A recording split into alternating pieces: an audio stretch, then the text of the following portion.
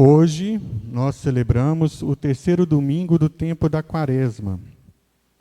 Na primeira leitura, no livro do Êxodo, o povo, os hebreus, caminhavam no deserto e murmuravam contra Moisés, dizendo: por que você nos trouxe até aqui? Vai matar a gente de fome e de sede. E a liturgia de hoje, ela faz essa pergunta para a gente: do que você tem fome? Do que você tem sede? Você tem sede de quê? E aí, Moisés clama ao Senhor, pedindo que o Senhor intervisse para aquele povo, porque Moisés estava com risco de ser apedrejado. E aí, Deus fala com Moisés para ele ferir a pedra com o seu cajado, e daquela pedra sairia água que iria alimentar todo aquele povo que estava reclamando.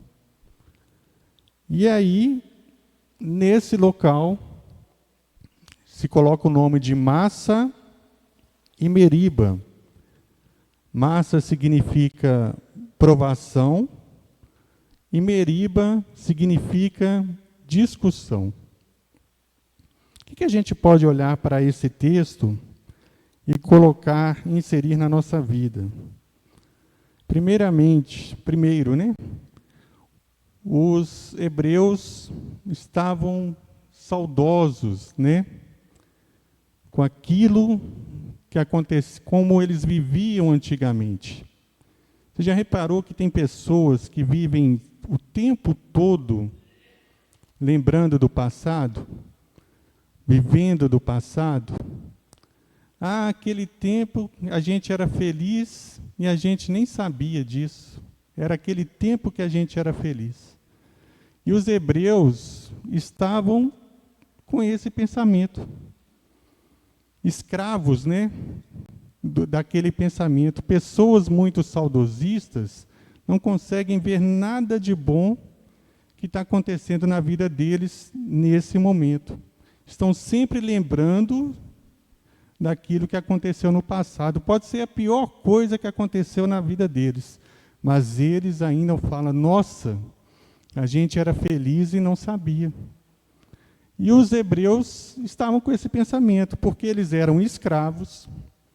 Moisés encontra, no início do livro do Êxodo, em que um escravo estava sendo chicoteado, cansado, com fome e carregando pesos nas costas. Tanto que Moisés se comoveu com esse escravo, Mas os hebreus estavam com saudade da escravidão. Queriam voltar para lá. E tem gente que é escravo do passado, sempre está valorizando mais o passado do que o seu presente. Saudosismo, primeira coisa. Segunda coisa, no presente, os hebreus eram ingratos. Por que eles eram ingratos? Deus apresenta para eles um projeto de salvação, em que eles vão sair da escravidão e vão ter uma terra onde vai correr leite e mel. E aí Deus começa a agir na vida dessas pessoas, desse povo. Abre o Mar Vermelho para que o povo passasse com o pé enxuto nessa direção aqui. E eles são salvos da perseguição dos egípcios. Começaram a ter fome no deserto. Deus vai lá e envia o maná e as codornas para que eles pudessem ser alimentados. Já não era um sinal claro de que eles deveriam perceber que Deus estava presente no meio deles? Não é? E eles não conseguiam ver os sinais de Deus na vida deles. Estavam sempre murmurando, reclamando da vida. E no futuro? O que eles pensavam do futuro deles? Uai, o Senhor trouxe nós aqui para a gente morrer de fome. A gente vai morrer de fome e de sede, falta de fé, falta de esperança, falta de confiar no Senhor. Muitas das vezes, a gente passa por situações difíceis, né? Não conheço ninguém na vida que viveu até os 80 anos, 90, 100, que não passou por nenhuma dificuldade na vida. Todos nós passamos. Em alguns momentos, tem hora que é assim, né?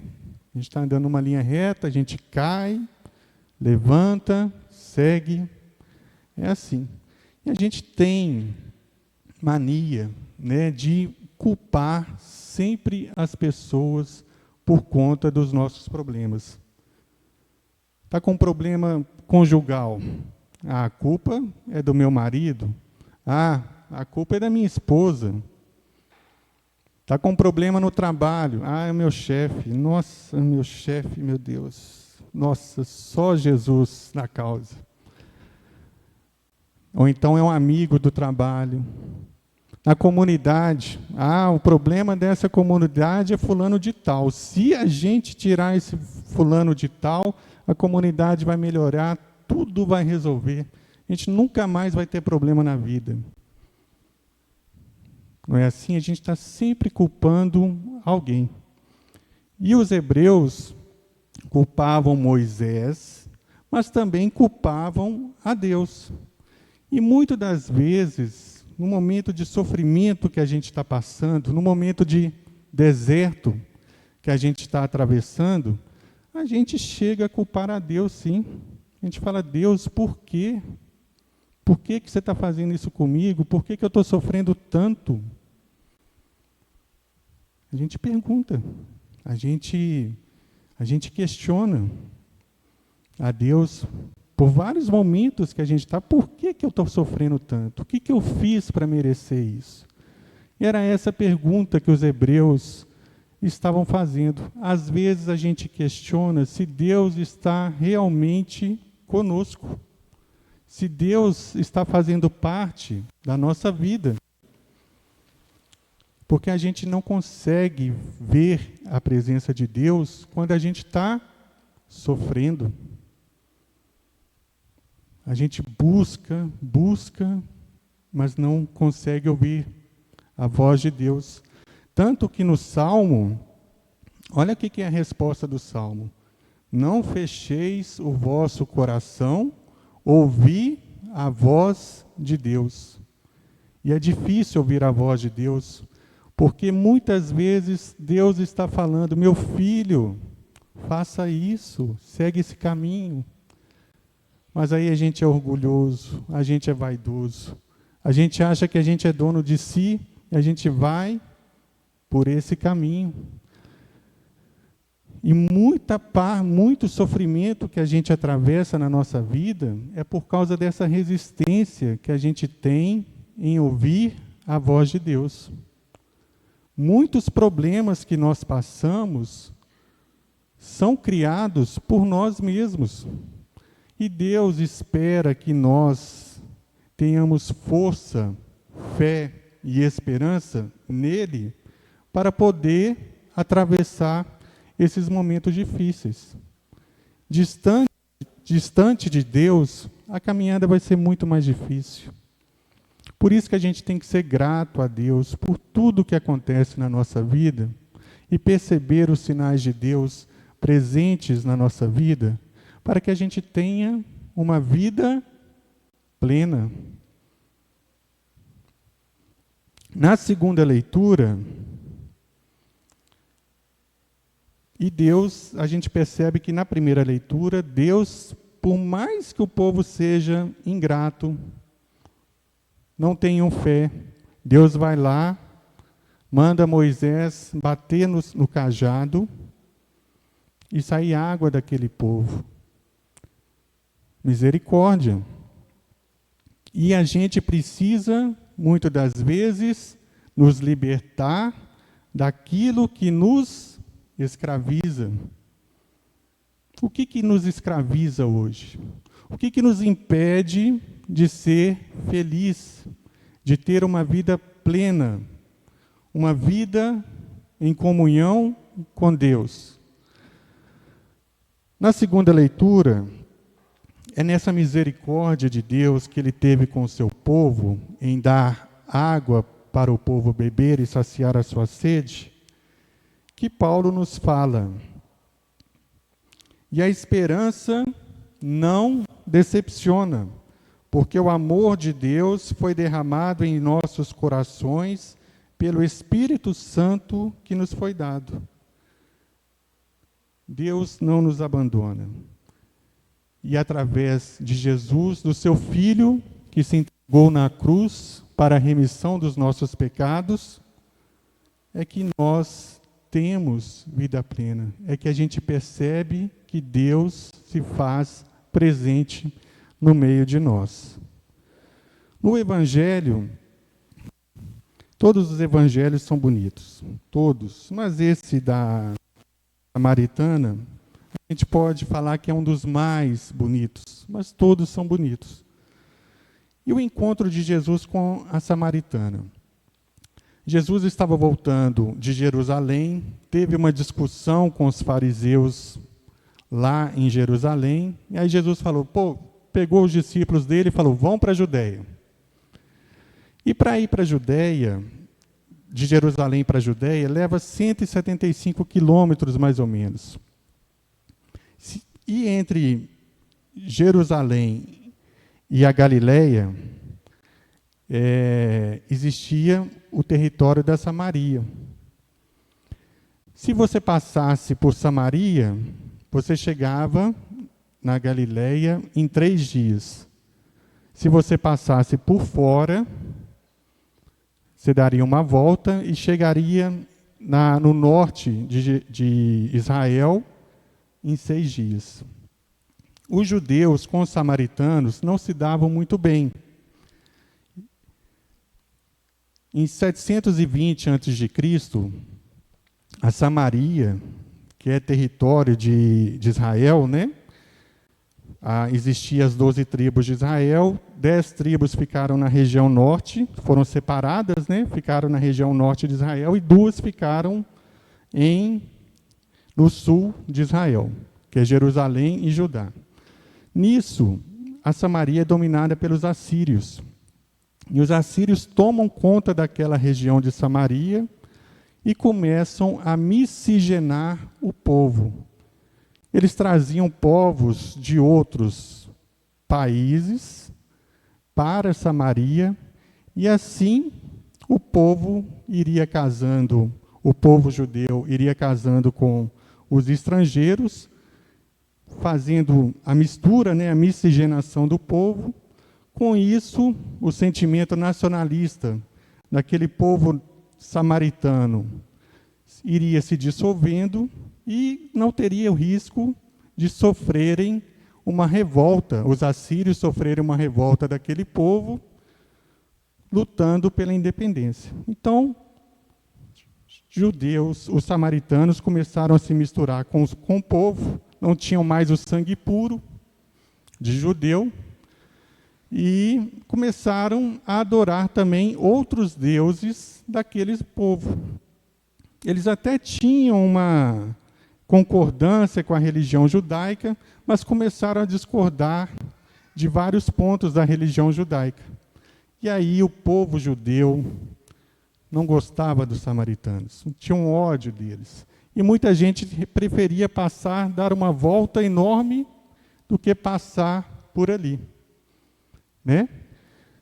E com isso, Jesus, a caminho da Galileia, falou, não, eu quero passar por aqui, eu vou passar por Samaria, eu vou para lá. E chega no povo de Jacó e encontra a samaritana. Naquele tempo, a samaritana, ela não era bem vista também. Um homem conversando com uma mulher em um local público não era bem visto.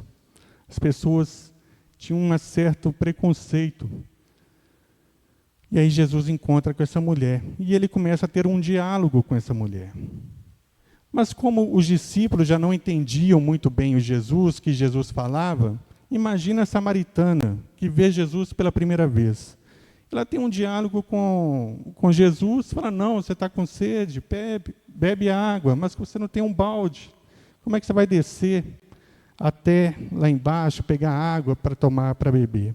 Ela tem uma conversa no sentido material, e Jesus tendo uma conversa com ela no sentido espiritual. E Jesus, a primeiro momento, ele não se revela totalmente para a mulher. Ele vai se revelando como um judeu. E ela fala, nossa, você é judeu e conversando comigo, que sou samaritana, você não tem medo, não? Tipo assim, né? Porque poderia até mesmo ser apedrejado pelo povo, conversando em local público, né? Com uma mulher desconhecida. E aí, Jesus começa a falar, se você beber da água que eu te der, nunca mais você terá sede. E a samaritana falou, ai, essa água é boa demais, hein? Né? Quem já viu pessoa carregando água no balde na cabeça? Já reparou? Trupica, tropeça, e a água e o balde nunca cai da cabeça, já reparou? Não cai uma gota d'água. A mulher falou, nossa, vai resolver a minha vida, né? Esse trabalho que eu estou tendo aqui, vim buscar água meio-dia, um sol rachando, vai facilitar demais a vida, me dá essa água que eu quero beber. Ela continuava a olhar apenas no lado material. E aí Jesus vai se revelando para ela. E aí Jesus fala assim para ela, você tem 5 maridos, né? Ela falou, 5 maridos? Eu tenho 5 maridos? Ela perguntou para ele, você tem 5 maridos. Deixa eu achar o texto aqui. Aí ela fala, a mulher responde, não, eu não tenho marido. Aí Jesus fala, não, você tem marido sim. Aí a mulher percebe que Jesus era um profeta. Por que a mulher falou, esse homem falou que eu tenho 5 maridos, eu não tenho 5 maridos? Porque a gente olha por esse lado, acha até que essa samaritana tem uma má fama, né? De ter 5 maridos, né? Ela poderia ser viúva de 5 maridos, e os 5 maridos morreram, né? Ou poderia não ter filhos, e quando a pessoa não podia ter filhos, ela recebia o divórcio. Mas Jesus não estava falando desses 5 maridos para ela. Jesus estava falando dos 5 maridos que ela adorava. Que ela adorava deuses. Samaria não estava com várias religiões, de vários povos. 5 deuses. E aí ela percebe que ele é profeta. Jesus começa a se revelar para ela, primeiro como judeu, depois como profeta. E aí ela percebe que Jesus não era só um profeta. Percebe que ele era o Messias. Por que ela percebe que ele era o Messias? Porque na Samaria existia um templo de Jerusalém. Um templo de Gerizim. Naquele tempo, um sumo sacerdote que vivia no templo de Jerusalém se casa com uma estrangeira. E Jerusalém, o templo fala, olha, ou você separa dessa mulher, ou você não entra mais aqui no templo de Jerusalém. O que a mulher desse sumo sacerdote fala? Amor, aqui em Samaria tem uma montanha, vamos construir o templo aqui. E aí o sumo sacerdote foi e construiu um templo no monte da Samaria. E o povo começou da Samaria a adorar Deus naquele templo. E aí foi outra guerra. Os judeus adoravam em Jerusalém e a Samaria adorava em Gerizim. Por isso que a samaritana pergunta para Jesus. Quer ver? Aonde eu devo adorar? Os judeus falam que é em Jerusalém e a Samaria fala que é aqui em Gerizim. Por isso que Deus responde para eles. Chegará um tempo em que vocês adorarão Deus em espírito e verdade. Que não é nem no templo de Jerusalém e nem nesse templo de Gerizim, da Samaria, que vocês vão adorar. Vocês vão adorar com a sua fé. Paulo nos disse em Coríntios que nós somos santuários de Deus e que o Espírito Santo habita em cada um de nós e que a gente vai adorar Ele em espírito e verdade através da nossa conversão. É isso. E aí vai continuando, né? Vai continuando. A mulher vai avisar para o seu povo que ela encontrou o Messias. O povo vem, encontra com Jesus. E aquele povo todo da Samaria entra no projeto da salvação. Bonito, né? O que a gente pode tirar desse texto? A samaritana, ao saber que Jesus é Messias, ela larga aquele balde de água dela e sai correndo para anunciar Jesus. Porque aquele poço de água não dava vida plena para ela. O que a gente, às vezes, acredita demais, o que aquilo a gente gosta demais, mas não nos satisfaz. Por exemplo, eu tenho um carro. Se eu comprar aquele carro que lançou agora, bonito, eu vou ser mais feliz. Compra o carro, passa um tempo, você já não quer mais aquele carro que dá um monte de problema, consome combustível, você já fica com raiva do carro. Aquela felicidade que você achou que ia encontrar comprando um carro, você já não quer mais aquilo. O que a gente tem que largar, assim como a samaritana largou o balde e saiu para anunciar Jesus, o que nós, eu, você, nossa comunidade, precisa fazer, largar, para poder ter uma vida plena? O que a gente acredita? Em que a gente acredita? É essa a pergunta que o Evangelho quer fazer para nós. Em que você acredita? Em que você tem sede? Tem gente que quer se divertir 24 horas por dia, o mês inteiro, só lazer. A vida também tem outras funções, né? O que você acredita que você precisa largar para seguir Jesus? O que eu faço com a palavra que eu escuto na missa? O que eu faço com a Eucaristia que eu comungo na missa? O que eu faço com os sacramentos que eu recebo da igreja? O que eu faço? Tem gente, eu só venho na igreja se tiver missa. Se não tiver missa, eu fico em casa. Mas o que você faz quando você comunga da Eucaristia e quando você ouve a palavra de Deus? O que você está fazendo com ela?